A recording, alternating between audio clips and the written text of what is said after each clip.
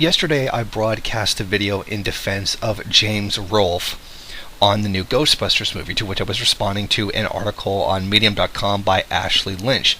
She made the argument that he was sexist, and then I responded by showing how her criticisms were false.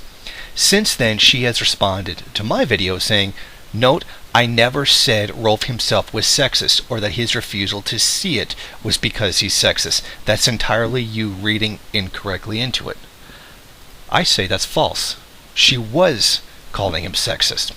The whole point of her article was to point out the sexism around the movie, which is very real. However, I disagree when it comes to James Rolfe, because I see no reason to believe he was being sexist against it.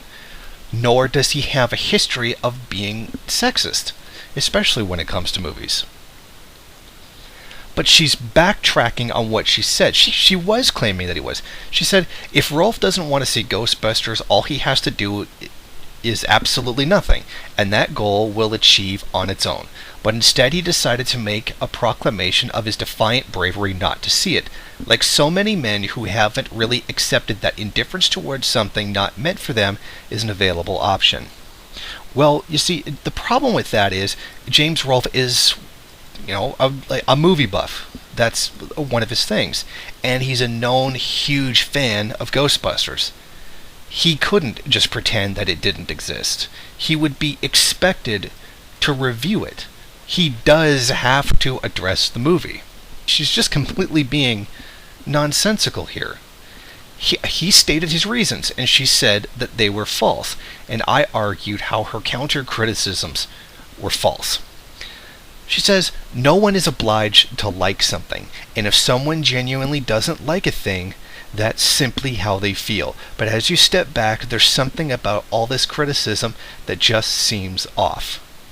To which she was listing James Rolfe in the people that she was criticizing. She was calling him sexist. See, this is the problem that you get with both liberalism and conservatism. If you disagree with them, you're automatically the bad guy. There is no debate here. This is a problem for both liberals and conservatives. Now, when you refute them and you prove them wrong, they backtrack. I demonstrated how she was wrong in calling him sexist, and now she's claiming that she didn't call him sexist. She didn't overtly say that he was sexist, but she listed him in actions that were sexist.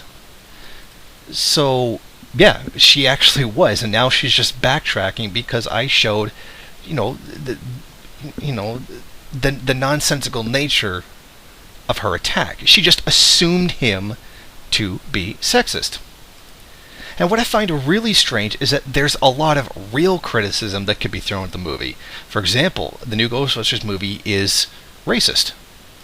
If you look at all of the characters in there, they're educated white women, except for the one black woman who's made out to be stupid in the movie. She doesn't have any education, and she's just a loud, sassy black stereotype who's completely uneducated and made out to be stupid in the movie. Now, it's funny because even Ernie Hudson wasn't treated that way. So this movie actually, in some ways, is actually more regressive than the original 80s movie. But that criticism of the movie is being absolutely buried. The point is, she called James Rolfe sexist for not wanting to watch the movie. The whole point of the article was to point out the sexism around the movie, list what James Rolfe did, and now backtrack and say she wasn't saying that he was sexist. Yes, she actually was claiming that. She's just saying she didn't use the actual words. But that was the whole point, was to call these people sexist. She called them that. I showed how she was wrong, and now she's backtracking because she's embarrassed. Thank you for watching. Won't you go ahead, rate, comment, subscribe, and share on various social media. And if you want, you can head over to my Patreon page and show your support. Or you could head over to the MRN bookstore and check out some of the latest books available.